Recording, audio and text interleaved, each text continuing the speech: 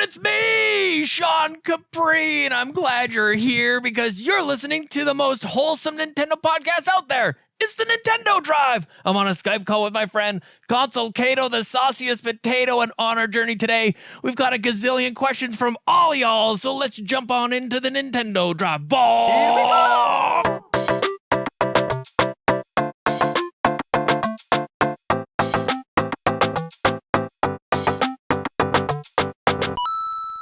Hi, Sean. First take, I nailed it. Absolutely crushed it.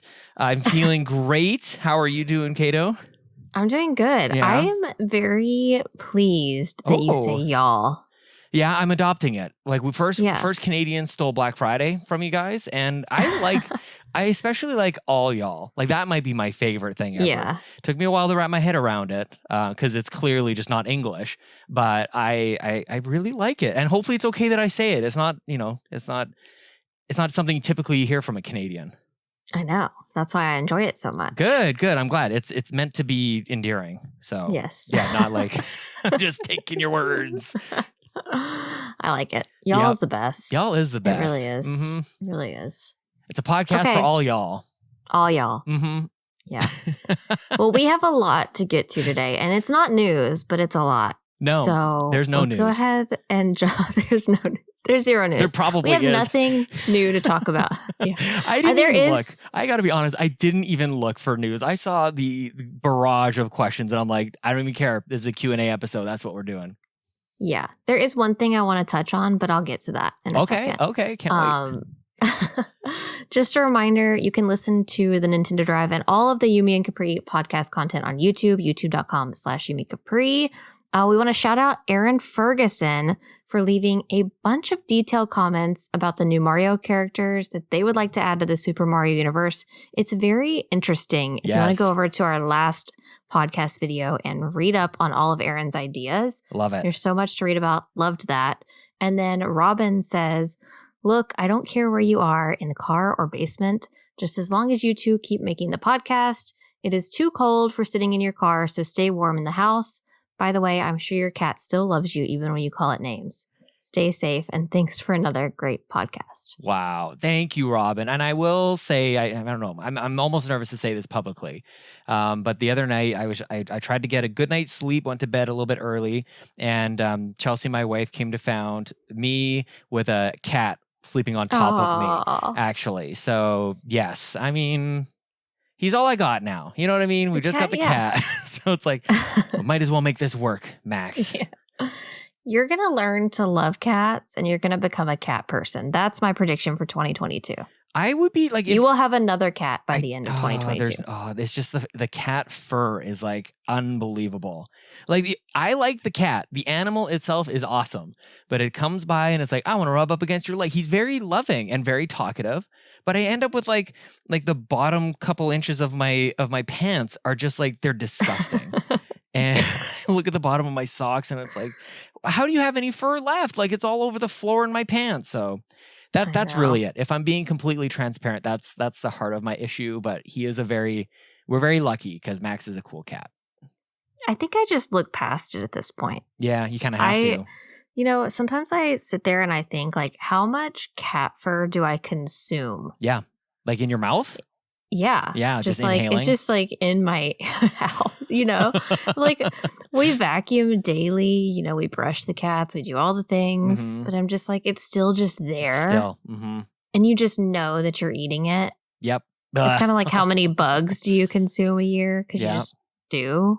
I don't know. We don't get to cough it up like they do, you know? Exactly. I don't have any hairballs. Exactly. Can you imagine if I just like had a hairball on stream one day? One day our transformation to be cat people will be complete. Yes. We just need to surround ourselves with more cats. Oh my brothers used to, and this terrified me as a kid around other friends, they had cats. And there was a lie that somebody told us that if you got scratched by a cat claw would grow out of that scratch. It was like basically like getting like scratched by a zombie. You turn into a zombie. Oh my gosh. And I believed that big time, you know, probably too far along in my life. But that was a thing I believed, at least to the age that I remember it to this day. So that's a thing. Wow. That might be part of all this. Yeah. Let's Wow, be- yeah. your cat hatred stems deep there. It's deeply rooted. Yeah, I'll talk to Yeah. an expensive therapist about it at some point, I'm sure. Yeah. Okay, I do also want to mention that you can support the show and get early access and exclusive perks at patreon.com/YumiCapri. And I want to thank our newest supporters, TPR, TechMike, and AwesomeDave. And also a thank you to Yarden, Skinny Matt, and Ryan Maisano for your increased support this month. Thank you so much to all of you. We do have an Apple podcast review as well from Holy JDP cow. Cart. We have so much. Amazing. So many happy people this week. What did we Yes. do last week? We abandoned doing news. We just turned the show into a complete joke. People seem to like it. The Nintendo Drive done by Sean and Caito is a great Nintendo podcast. That's a stretch. Their contrasting opinions cover a lot of ground within the circles of Nintendo and are very much unique in being recorded in a car of all places, not today, and getting Diet Coke from Macus. Yes, we call it that in Australia almost every episode. Love the show and definitely worth the listen. Look at that. We're gone international. Caito. Australia. What do you think about that? That's amazing. Down under. Yeah. It's summertime for them. I'm sitting here talking about how cold it is, and I don't even know if it gets cold down there. It's just I don't constantly think it warm. does. Yeah. You even get snow? I'm sure there's areas where you get snow. Look at me Yeah. just being totally ignorant after a wonderful review from Down Under. It's very nice. Well, let us know. Do y'all get snow? Yeah. I could also ask Fulia. She would know. She would know. We'll see. We'll see. Hmm. Okay. Do you have any games that you played this week? I only played Animal Crossing. So. Actually, even before, shout out to Drew from the house of Drew Agnew from the House of Mario. Just this morning, came back as a patron. So welcome back to Drew, and welcome back to the House of Mario. It's back podcasting again. It's a podcast I really, really adore and encourage people to go check out. Now, Caito, you know me as one of the most hardcore gamers around. Yes. Of course. And this week I am excited to tell you about the games that I played. One of them was Wheel of Fortune, which let me just take you on a journey of the sale that is the eShop this week. Wheel of Fortune was $11 this week, everybody. Oh. And I picked it up and played it with Chelsea actually just last night. We couldn't stop playing it. And it is the worst, greatest game of all time. Like, it's the presentation. I said to Chelsea, I'm like, it's not like we're still learning how to make video games still. Like, we should know how to make this, like, have some pizzazz to it. But it's, at its core, it's Wheel of Fortune. We all know the show. We know how it works. There's a little tidbit, actually, during one of the loading screens that said, did you know Wheel of Fortune was based on and inspired by the classic game Hangman? Which makes sense, but I don't think I had realized that was. Yeah. I mean, you I know, don't you know pick if the letters. Right. I don't know if I ever made that connection either. Mm-hmm. So I'm going along. I'm playing the game. I'm picking letters, going big money. I'm screaming at the screen. Which is kind of gruesome if you think about Hangman. Oh, big time. As a child's game. Yeah. But anyway, sorry. Yeah. If you get it wrong, this poor man Yes. will be hanged. Done for. Right. Yeah. In the courtyard for everybody to see. Yeah, I mean, there's not. I'm drawing it out because it's hilarious and that, like, it's Wheel of Fortune, for God's sakes. But it was $10, and it's a game that will sit right alongside Family Feud. And the Switch is becoming that system for me these days. So shout out to Wheel of Fortune. I didn't check for Jeopardy. $8 here. Ooh, It's I mean, you can't here. ignore it. It's full of family fun. It's America's game. So look at me. I'm saying y'all. I'm playing America's game. I'm basically one of you. You know. Okay, Wheel of Fortune or Family Feud, if you had to pick from last week. I think Family Feud still edges it out, actually. Okay. Both have just terribly robotic hosts, which somehow makes it even better. It's just really, really bad. And there was one line that the host would constantly say, you get a letter right, you get maybe a couple $100. He'd say, I guess dinner's on you tonight. And he would say that over and over. It's so good. So yeah, Wheel of Fortune. I mean, playing it more. We got some birthdays to celebrate this month, so I think Wheel of Fortune and Family Feud will be they'll be at the forefront. So that'll be good. Yeah, that'll be good. You know, as I'm scrolling through the eShop, as I do, is it bad when you're scrolling through and it just says purchased, purchase, purchase, purchase? No, that means that it's for the content. It's for the podcast. It's funny because yesterday I was sitting upstairs. Normally I kind of hide out in the basement, but I was hanging out with Chelsea yesterday. I'm like, I'm just gonna hang out and play some Mario's. If I wasn't bothering her and her work and stuff, then we were kind of hanging out. And I sit down to play Mario. I want to tell you that I'm farther along, which I am a little bit, but not a huge amount. With Mario 3D World, I was gonna play that, and then we got distracted by the eShop, as we do. Yeah. So Wheel of Fortune was one of them. And I feel like I kind of tapped into your energy a little bit because suddenly games that are 98% off and 10 cents to buy started popping up right at the top of the list. So I got a game called Cat Milk where it's a side scroller, really, really basic 2D platformer with I think maybe 100 levels in it. And you play as a little cat and you got to jump over little platforms and balloons and trampolines to get to the other side, grab his little milk dish and bring it back to his little cat house. And that is the entirety of this game that I picked up for 10 cents. You can see a video in the Discord. 10 cents. How can you beat it? Ours is $2. What a ripoff. Man, got it. Maybe last night was the last night. I might have got some last minute deals.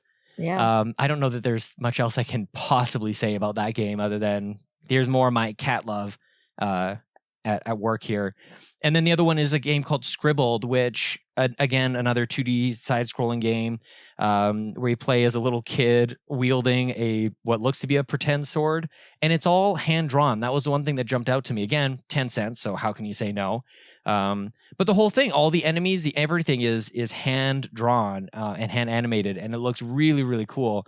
Doesn't play necessarily all that great, but for 10 cents, I had some appreciation for this cute little game that kind of kicked my butt in the second level.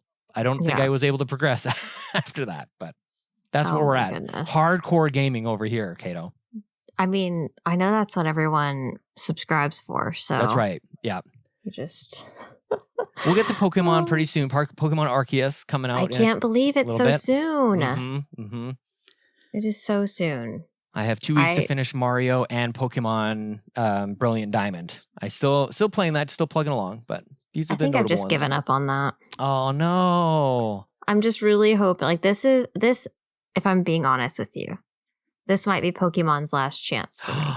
Oh no! Oh, because I was just gonna say that you and I should start like a partnered YouTube channel. Like it's Sean and Caito play Pokemon, and it's just like it's still dedicated to Pokemon. But all the different Pokemans. Yeah, I love Pokemon so much, and it breaks me to say that, but I just think there are some changes that they need. It's the random encounters. Yeah, it's just too many. Yeah, and the repel does not work long enough.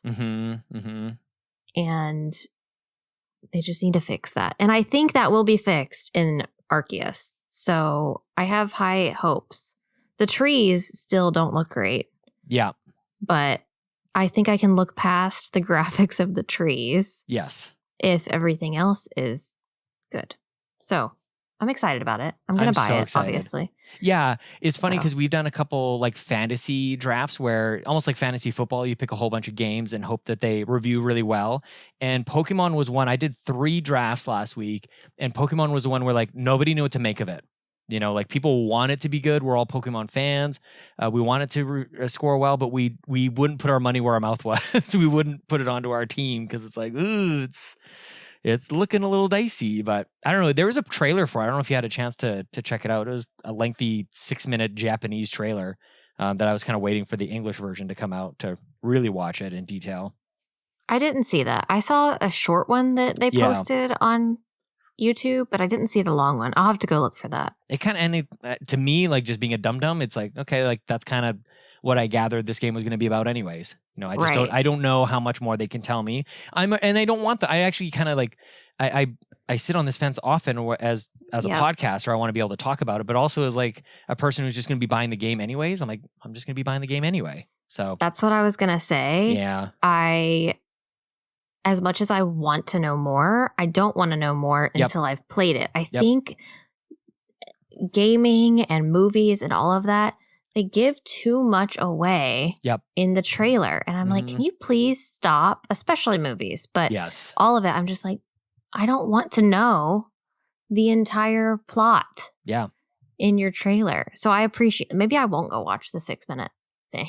You know, I'm good with it. But, yeah, this is just it. We talk about playing cat games, and then we'll take 20 questions from the audience. Right. That's the show. Well, speaking of Pokemon, we do have a couple questions about Pokemon. Yes. One from the Muffin Mon in Discord asks, are either of you getting Pokemon this month? And do you think this will be the refresh to the formula that Pokemon needs? Thanks for getting me through my 6 a.m. workouts. So we are both obviously getting it. Humble brag, by the way, on the workout. I'm sorry for I know, interrupting. right? Humble brag on the workout. Like, we get it. You're fit. You're healthy. Like, good for you. Congratulations. I hope you're like just really crushing it right now, bro. And you have your recovery afterwards and whatever, ice bath. You know, just get the thing. Did you drink your protein shake before you got there? This is just like people who maybe I'll speak for myself. I wish I was being more active and wish I was being healthy, and it's coming out of me lashing out at the Muffin Mon. Kevin. Yeah. Well, have a good workout, dude. I wish that I would go work out, number one. Yeah, and I same. wish that I would go work out at 6 a.m. That just it sounds horrible, but at the same time, like, I just wish I was that person that had the willpower to do that. I wish my I was that husband person used as to well. get up and go at like 4 or 5 in the morning. And I was just like, ew. Yeah, I want to. Once upon a time, I was there as well. I also want to just backtrack something in case anybody takes it the wrong way. You said, I wish I worked out, and I said same. I meant, I wish I also work out, not I also wish I worked out. Just I didn't take it that clear. way, but that's hilarious. I hope someone did. It's like, wow, Sean. Oh my gosh. Definitely didn't mean it that way.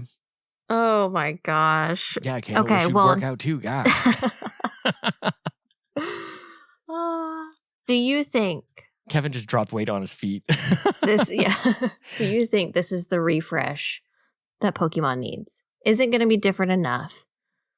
I think, do you think it's going to be, because did you play, what was the other one? Sword and Shield? I did not play that. No. I played a little bit of X, and that was really kind of it. And then a bunch of Go, of course. So, like, for me, I come at this as maybe a different angle from most people listening, where everybody's maybe really tired of the formula. Like, I don't have that fatigue, but at the same time, it's a basic formula. You know, I actually imagine playing what you're playing right now. Yeah. 12 times for decades. That's the thing that I just don't understand, and I'm appreciative for the fandom, but like, goodness gracious, you guys, like, now is when we're starting to talk. Like, maybe we could use like a refresh. Like, yeah, hopefully for the sake of the community, I think it desperately needs that. And there's been slight examples over the last couple of years that Pokemon's trying to do something else, but let's just be clear about something, and especially something with a community as fervent, if that's the word, as the Pokemon community. As much as we say we want video games to grow and change and be different, when they do that, we jump down their throat. You know, right. So I can't blame Pokemon and the Pokemon company for doing what they've done. And so, and I actually anticipate that's what's going to happen with this game. This is a very different Pokemon game, at least from what we can see, and people will probably be furious about it, unfortunately. But do you think that's why they released this other one so close to that one? It's like, hey, we gave you what we always give you, but now we're going to try this other thing. Totally. Yeah, no, I think that it absolutely makes sense. Like, it doesn't have to stand up on its own. If people are disappointed with it, then it's not just their single Pokemon game this year. So that's kind of worst case scenario, but best case scenario is you get 2 winners within, and generally speaking, you have 2 winners within 6 months of each other? That'd be great. Right. Yeah. I guess my concern is, I think it was Sword and Shield, and I'm sure someone will correct me if I'm wrong, was the one that had the wild area, I think is what it was called, the open area. And I feel like I remember the trailers for it kind of really focused on that wild area. Yeah. Which is similar to what we see in Arceus, is like this big open area, and like that's what they were pushing. And then you get it and it's like, oh, it's still a pretty linear game and storyline. You just have the option to go to this wild area if you want to. Yeah. It was like this whole separate thing. I keep hearing such different things in communities. Like, people want open areas, but then they hear about a game that's really long and they go, that's too long, I don't want that. Like, I don't know how to reconcile all this stuff, you know. Like, I want open. I want, if it could be Pokemon Breath of the Wild, Where I can go there is a storyline, but I can go do what I want when I want to. Mm-hmm. That is my ideal. That's my ideal for any game. I'm just very like, I want to be able to do what I want and progress at the speed that I would like to. Yeah. Yeah. You know? It seems like that's kind of what it is, but they've definitely walked back the Breath of the Wild comparison. But I mean, like there's been side by side, angles of these things of the trailers they've shown so far, and it's like they look so similar. It's not anybody's fault, but whoever carves out those trailers to make comparisons to Breath of the Wild. So yeah, we do have another question here. Speaking of how well it's going to perform, SAZ says, I'm intrigued by Pokemon Legends Arceus, but I'm going to wait for reviews before pulling the trigger. I understand that. I normally just wait for Sean to tell me how it is. That's what I'm here for. What would you predict the game's Metacritic score will be? I'm thinking 82. Ooh. So at 82, would you take the over or the under? I'm taking the under, and I wondered if you wanted to get specific as well, because I'll jot this down, and I love this kind of thing. This is the whole notion of the fantasy games that we pick. I think it's going to be less than, and I don't think it's going to be higher than 78 is my guess. Really? Yeah, I'm thinking 78 is my Metacritic guess. Okay, then I'll take the over, and I'm going to say 85. Wow, okay. I mean, that's the thing is it's different. What I want to happen is over and it hits 85. But what I think is going to happen is it's going to, I don't know. I just have this weird feeling. So I'd love to be wrong in this case. Yeah. Okay. It's on the whiteboard. It's how did you write it down? It's definitely, yeah. Okay. Yep. Okay. Next up, AwesomeDave asks, question I have is if you think Nintendo will continue to show some good love for indies with their directs this year or focus on their heavy hitters like Zelda. I feel like the indies are like their whole separate entity. Yeah. Like, because they have the indie showcases. So I think they will continue to focus on them just as much as they have been. I agree. And the funny thing is, like, it seems like Xbox and PlayStation don't really know what they want to do with indies right now. Nintendo just has to keep doing what they're doing on this front. And I will continue to be playing Scribbled and Cat Milk for 10 cents apparently. But yeah, this is bread and butter. And there was a stat out there, I think it was Matt Piscatella, who dives really deep into video game data and stuff, was talking about how there was something like 60% more video games released on Switch this year in 2021 than 2020. And that has to be on the back of indies. Like, that's where the quantity is. So yeah, there's a lot of reason for people to be making games on Switch and for Nintendo to continue to cultivate that.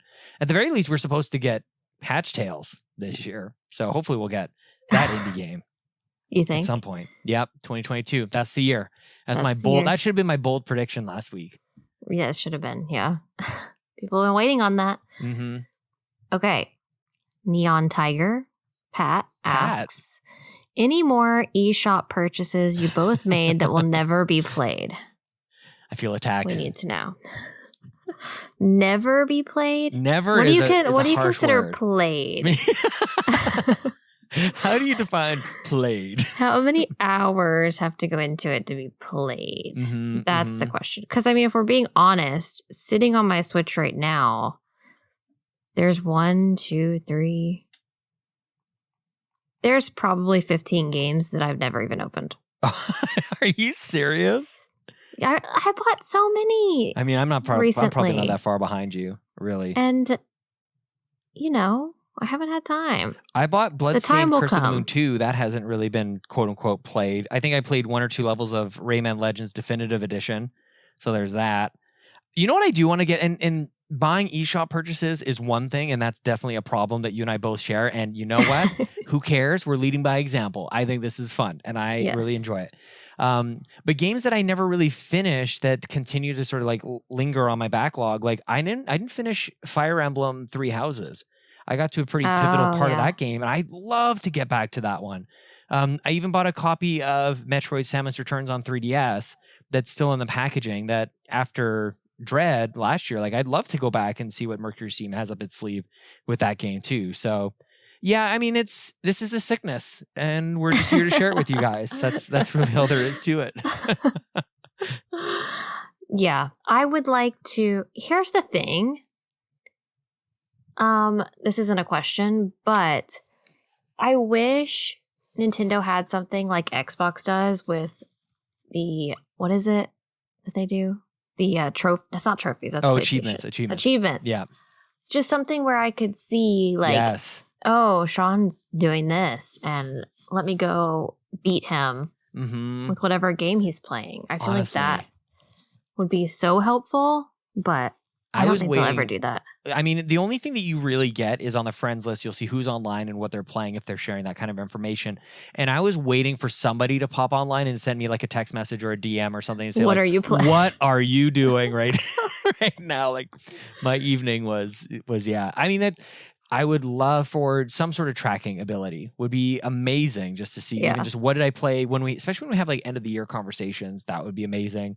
And then, yeah, of course, the high score chasing, like there's so many things that are just built into these games anyways, that there's stamps that you can collect. There's a certain completionist approach you can have to pretty much every Nintendo game. So yeah, that would be something I've always wanted that from day one. Back in the Wii U days, we were still calling for it. And even we thought it was going to be called a stamp system back with 3D Mario World. We thought that would have been perfect. Instead of achievements or instead of trophies, you could add stamps and you got a little physical or digital representation that you could, I don't even know, you could do whatever you wanted with that. You could put it on your background, for example, but yeah, no such luck. Well, I also struggle as far as like playing the games. For some reason, I struggle with the idea of playing it for enjoyment and not playing it for content. Yeah, yeah. I don't know if that makes sense for anyone else, but it's just like, instead of playing this game, I'm like, oh, I could be playing Animal Crossing and making content. Yes. And like one day I hope to play other games, whether that's on another channel or whatever it is. And at that point, maybe then I'll be able to expand more with other stuff because I'll be like, oh, I'm making content so I can play it. Yeah. But right now I'm just like, oh, I have all this stuff. Well, one day maybe I want to make a video out of that and I want it to be my first time and I don't know. It's ongoing for you. Like it's never ending really. Like it's all Animal Crossing all the time. And the way, like I'm in a different situation that I don't have like a dedicated channel to one game, but I've definitely felt that before where I felt continuously obliged to be playing maybe like it's actually in the different option. I always felt like I needed to be playing like the latest and greatest game. And then talking about that on usually the Xbox Drive. Of course, that's not happening here. Let's be real. But that was always a thing. And where I've come after a lot of years of doing this is I kind of feel like there's times where I will absolutely dive in and I will be dedicated to reviewing a game and those will come every once in a while. But like after that, then I can kind of just go back to playing games just for funsies. And that's kind of where I'm at right now. And people will see me dive into the next Pokemon game in, 2 weeks here. 2 weeks. 28th, I think, is when it comes out. So, like that's when I will jump in a very serious and focused way. Whereas right now, I'm playing a bunch of games that make me happy. I throw up Mario and it's just like, it's the best. So not that that's really advice that you can take, but like maybe other people, like good luck with Animal Crossing. Do you have any goals for how many games you want to finish or play for the new year? I don't have a number, and I've failed those goals in the past. What I did this year, I guess maybe there is a kind of a number. The guiding post that I have is I just want to have like a legitimate top 10 at the end of the year. Like I don't want to have, there was one year and I've had this as a goal over the last couple of years when one year I got to the end of the year and it was like my top 10 was by default because I finished 10 games. So like those are the ones that made it into top 10 because that's all there were. So 10 is a lot though. That's, I know. Yeah. And that's the other thing. Like we live in different worlds sometimes. We all kind of like approach video games differently. And I look to somebody like my brother who, he'll be happy to just play like Mario Kart for the rest of his life. Like it's just, there's so many different ways that people do this. And it's, when you're into content, it changes things it magnifies all of the differences even more. Yeah. But I still got to play Axiom Verge. Like, I don't know if you have like an ongoing list. And if I have to just laugh at this. Because if I don't laugh at my backlog, I will go insane. I'll start to like count up the dollars and like the time it will take to even try to make a dent in this stuff. And I'll just go crazy. So in the meantime, I'll just giggle about it, I guess. That's how I am too. And there's stuff that I would love to play, but my brain tells me, well, in order to play that, you have to play all of these other things first. Yeah. Mm-hmm. And that's just not going to happen. Yep. So then I just completely write it off. I'm just like, oh, well, then I'll just never play it because, Exactly. you know. Okay.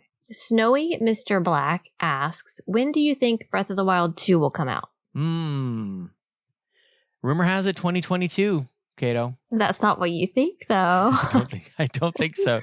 I think I just saw something on like IGN that they say like they believe it's still going to be 2022. I mean, what else is there going to be at E3? Like, I am so on the fence on this. I have a really hard time with this. I could just November as easily see it coming at 2022. holiday. Yeah, I could see it, and I do feel like Nintendo needs it. And I honestly could see, I probably could see Breath of the Wild 2 before Mario this year. But they also have the Mario movie. I think we talked about that last week. Yeah. I don't know. I like. There's nothing. The thing is that Zelda games keep getting delayed over and over and over. Even the original Breath of the Wild, like, you know, it got pushed even just to launch alongside the Switch, I think. So I don't think Nintendo is in any hurry, though. I'll say that. Maybe that's the most definitive thing I can say about it is they don't need Breath of the Wild 2 in the same way that they needed Breath of the Wild, like the original. Like that needed to launch and blow everybody's brains out and launch alongside the Switch. It was so important to Nintendo's revival that we all just kind of know is a thing. Like, Nintendo's popular. It's like, it was 5 years ago that everybody was thinking the Wii U was going to be their last console. Like, they were on death's door. Yeah. So they just don't need it like they needed it then. And they can release it like whenever the heck they want. They're selling more Switches than ever, and they'll go on to beat records. So I just think that Nintendo will do what Nintendo does, and they'll drop it when the time is right, is the only thing I can really say, I think. Yeah. Well, the semi-news story that I wanted to mention that I talked about earlier was, this has nothing to do with Zelda. It's just talking about like what is coming, what do we think is coming.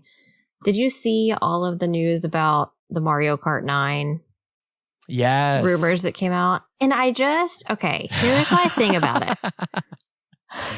The Nintendo rumor mill is amazing. Is this even... I guess I don't understand why this is even a rumor. Why is Mario Kart 9 a rumor? Why is a Nintendo Switch Pro or a future console a rumor? We know these things are coming. Yes. They're not coming. That's why. So I don't even understand why it's a thing. That's why Nintendo is this really interesting thing, because there's so many, you know, franchises and IP surrounding it that you can just like run through your list and go like, we're going to get a new Star Fox. We're going to get a new F-Zero. We're going to get a new Pikmin. Like, they have so many things that eventually, you know, just because they've done it before, that you're going to get another one of the things. So you basically just like wait long enough. And I don't know how these things end up gaining momentum, but Mario Kart is, you know, we've been just chatting about it for long enough that you have someone with even half a reputation goes, yep, no, that's a thing. And suddenly the thing that we all knew, like as if they haven't been developing another Mario Kart game for the last how many years, we go like, oh, really? And it's like, that's the thing that's kind of throwing your hair back. It's right. It's to your point. That's hilarious. I think the maybe more interesting than that is what it will be called. I also saw some rumors that suggested that the live circuit should be considered as Mario Kart 9, and that this next one will be either 10 or they'll drop the numbering system altogether. So maybe that's the other guessing game that we could play. If they call it 10, I will lose my mind. I feel like they kind of did that with 7. Like, they hadn't been numbering them at all. It was Super Mario Kart and then Mario 64 and then blah, blah, blah, all of a sudden, they're just like 7. Mario 7. Yeah, it's like, oh, I get, if you say so, sure. Right. That's so weird. Mm-hmm. Yeah. I don't know. I don't get it. Anyways. What do you think? About the numbering? Breath of the Wild. Sorry, like to the question, like, is Breath of the Wild? Is that where we started with this? When do I think it's going to come out? Yeah. November 2022. Okay. Well, we'll play it then. That's my prediction, so I'm sticking to it. Some people have chosen it in their fantasy leagues, and if it does drop this year, like, that's the risk of those kind of things. Right. If it doesn't drop, you got a big fat goose egg, you got a 0. But if it does, you probably have another contender for greatest game of all time, for goodness sakes. Mm-hmm. Yeah. Or Majora's Mask. I'm sticking to it. November. Right. I like it. I like your commitment too, because I have no idea at this point. Yeah. I hope it is only because for like E3 or whatever E3 happens to be this year. I hope Nintendo has a big, because they always focus on like one game. And I would love for that to be game. Zelda. Oh, yeah. Can you imagine? Can you imagine like we're live streaming it and watching it? And it's just all that'd Zelda. Be so fun. Yeah. Yes. Yeah. Pretty different from last year, huh? Yeah. We'll actually enjoy it. I feel like we're going to enjoy it this year. Yeah. Oh man. I mean, we are, the other rumors that I cannot believe people haven't asked about this. I don't think I saw a question about this, but like, when is the next Direct? Where midway through January, nobody's talking about a Nintendo Direct. Where are those rumors, everybody? We can't even keep all the rumors. We got to get started in track here. Like, there's too many to get going. We were talking about Breath of the Wild and Mario Kart 9, and we're all forgetting about the standard January rumor of the next Nintendo Direct. Which will be in February, right? February. That's what I'm thinking. Yeah, definitely. Yeah. You heard it here first. Exactly. It's obvious. We need to start the rumor. You heard it here first. Everybody else is focused on the wrong things. We're talking about the next Nintendo Direct that we can judge and be disappointed by. Yes. Yes. Okay. TPR asks, I think Kirby and the Forgotten Land has massive potential this spring. Being the first 3D Kirby and Sakurai behind the wheel to develop it, will this be one of the biggest sleeper hits on Switch in 2022? What do you guys think? You go. I think this is a dark horse. This is kind of like to me, it's a no-brainer. It's a dark horse. I feel like it's going to be received well. Yeah. But it won't be like a home run. Like, you're still going to have your haters. You're going to have your Kirby haters. You're going to have your Bobbies who just hate Kirby. I think it'll be good, but I don't think it'll be as open and great and everything as everyone thinks it's going to be. Yeah. Like, it'll be a good game, but not great. One of the things I think we're seeing with Switch, and maybe the sports games are an example of this, is Nintendo is really starting to understand which games are for which audiences. And I don't think that they were able to do that in the past, where like Metroid and Zelda, those are like those are for the hardcore gamers. Those are for, I don't even know, the Ryan Turfords of the world. But you have games like the Yoshi games and Kirby as well that are really for like our kids. And it's so important and Pokemon actually there could be an argument there as well. And so when people are maybe disappointed by certain games, I just don't think that they really look at it through the angle of like, who is this game for? And you look at something and people have talked about how it almost looks like The Last of Us. So that instantly matures Kirby a little bit, maybe beyond where our expectations should be, in that like this could just be like baby's first open world game, you know? Yeah, right. Like that's really what it could be. Mm-hmm. A little Aiden playing. You just fly around. Yeah, you can just go anywhere. Totally. Because I don't know about you, but like when I put a game like even new Super Mario Brothers U Deluxe in the hands of my kids, like they struggle with it. Even though I think a lot of people would say, where should I start my kids with video games? People default to Mario because that's where a lot of us started back in the late 80s and early 90s. But it's hard. It's hard. And there's way more, and I would argue better options for kids holding their first controller. And I think that's where Kirby, there could be a disconnect. I'll be curious to see how that reflects in the reviews. But that's kind of like where my expectations are for Kirby. Yeah. I think that's good. Yeah. I'm trying to keep them in check. I'm kind of trying to keep them in check. There's like Robobot, Kirby Robobot. Like there's examples of really good ones. And I think when Nintendo is at its best is actually when they don't just single out an audience. When they're at their best is actually when games scale in difficulty, where somebody can pick it up for the first time and play it and have a great time with it, or somebody who's a master at games can go like complete it. And to me, that's Super Mario 3D World is why I hold that game in such high regard. I can play that game with my kids. They love the cat suit. It's super overpowered, and they can still achieve and get to the end of the levels. But at a certain point, the difficulty is gonna ramp up. And if you want to do all the things, then that game, that's really hard. So yeah, I think if they're able to do that with Kirby, I just don't know if that's their game anymore. If that's the approach. But I think that's why, I mean, not to the same extreme, because Breath of the Wild is obviously geared a little more adult. Right. But I think that's why Breath of the Wild is so great, is because the tutorial for the game is just you immersed in the game. Good point. And you know, You can you're just do whatever going you through, want. you're just doing whatever you want, but it's teaching you along the way, and it's pretty easy at the beginning, and then it does ramp up. But yeah, that's a good true. point.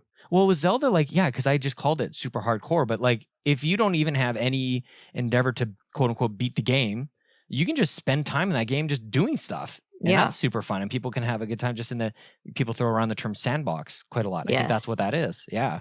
Yes. We're watching you, Kirby. Yeah.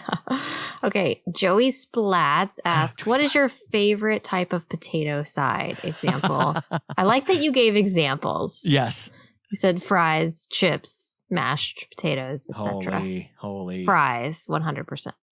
I mean, I love fries, obviously. McDonald's is in my backyard. I got to give a shout out to a good old like baked potato, like with all the fixins, all the things. That's special. I think most potatoes are good. I obviously like chips, mashed potatoes. Yep. Sweet potatoes can go in the trash, honestly, but what? Oh my gosh. Everything else is good. No way. Oh. You can go to youtube.com/YumiCapri, leave a comment below the slander for sweet potatoes. Goodness gracious. I want to like them. You just don't want to be called a sweet potato. You're like, that's what I call my members, saucy. Sweet potatoes. So I'm just like, I probably shouldn't slander the name of sweet potato. It's a little overshare. Right.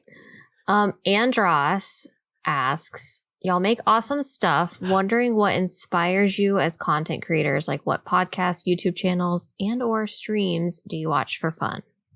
The only stream I need is twitch.tv/Sean Capri. Oh, stop. I really, if I need to do I'm more. being perfectly honest, it's hard to say. I would say out of all of those, I watch streams more than anything else. Yeah. Because I just like the interaction. I like to be able to like type and talk to the creator whenever I want to. I do watch a lot of YouTube, but if I'm being honest, it's kind of just like random stuff. Yeah. Not so much gaming stuff all the time. And as I create more and more, I watch less and less Animal Crossing content because it gets exhausting. All consuming. Yes. And then podcasts, I really only listen to on the way to and from work. So it's like my, Xbox Drive, We the Gamercast. Aw. Those things. You're making great recommendations. Thank you. I know. Yeah, these are excellent list. This wasn't a planted question by Definitely. Sean. Yeah. Yeah, Andros, sure.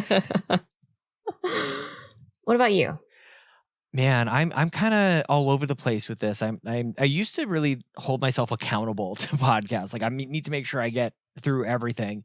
But I don't know. Like I used to listen to a lot of like IGNs of the world and big brand video game podcasts. And what I found is, maybe to your point about like connecting with the creators, is like I'm friends with so many people who make podcasts, and I use these as like my chance to catch up with them, for better or for worse. Like it's just me like hearing about where they're at in their lives and just connecting with them in that way.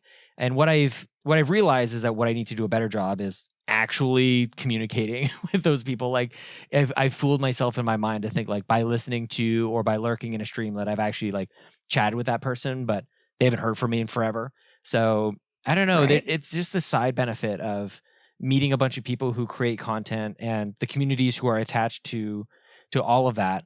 But I mean, Joe After Work, I'll single two people out actually on stream. Twitch.tv/Joe After Work. He's the best of us. He is so creative and energetic and quite easy on the eyes, if I can say so.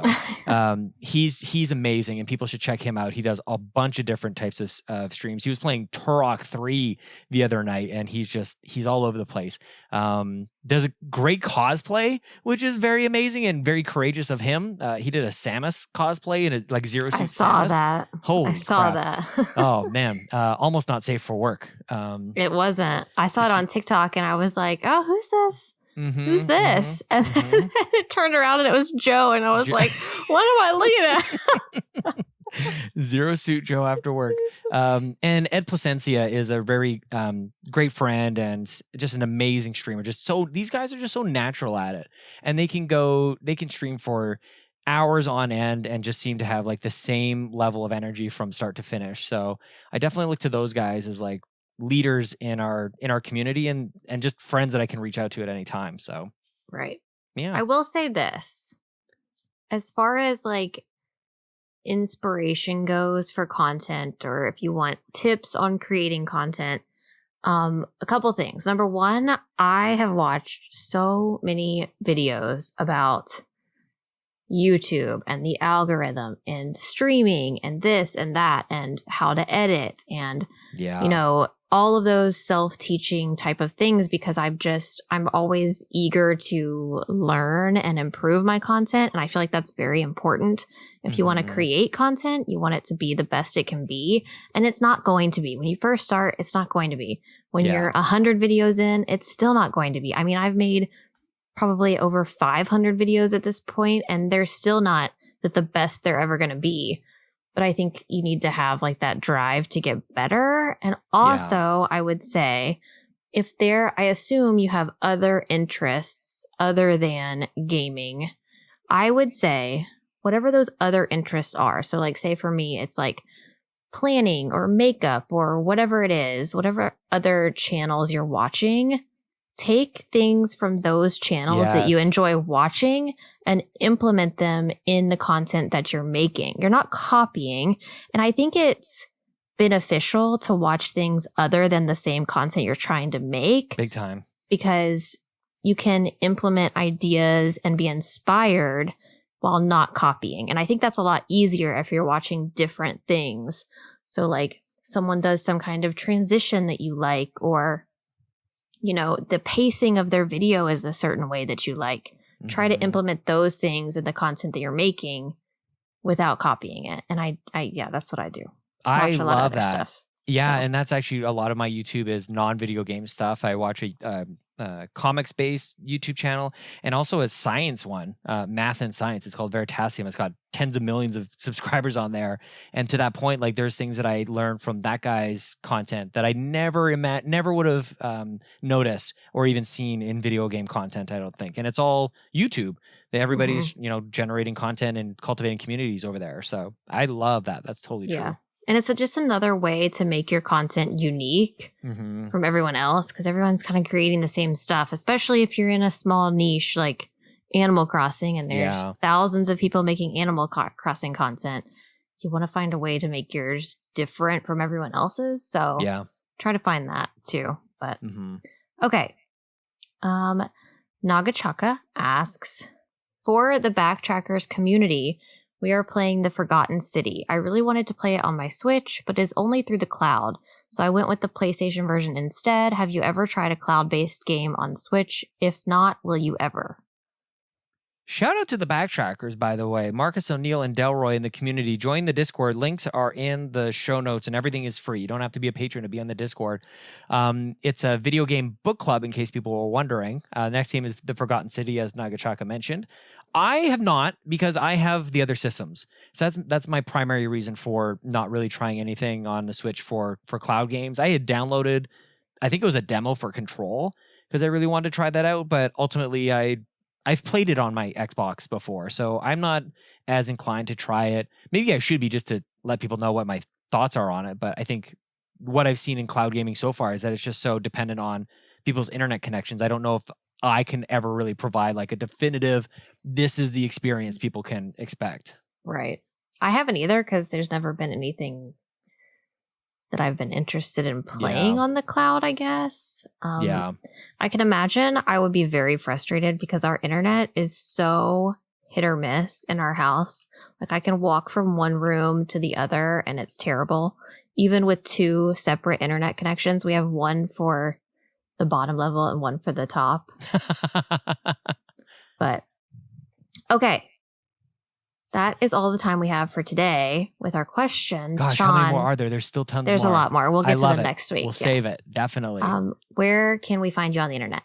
You can find me on Twitter and on Twitch, and maybe I'll actually stream maybe a little more over at Sean Capri. Sean like Connery, Capri like the pants.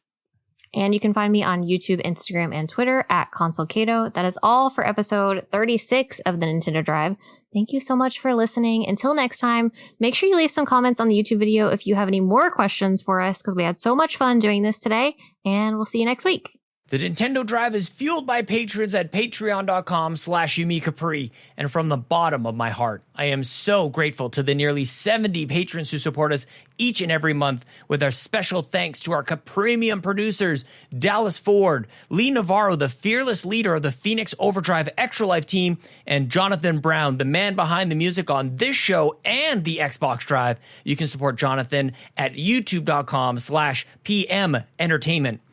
Our platinum producers, Robbie Bobby Miller and Trucker Sloth. Our gold members, Argo, Benji Kong, Brendan Myers, Dallas Robbins, Dano, Emily O'Kelly, Foolish Fuji, Heather Boney, James Johnson, Joel Brooks, Jose Jimenez, Mac Time, Marcus O'Neill, Mr. and Mrs. Nasty Boots, RJ Kern, Skinny Matt, and Xavier Reyes. If you enjoyed this show and you'd like to support independent content, you can go to patreon.com/YumiCapri and choose the tier that's right for you.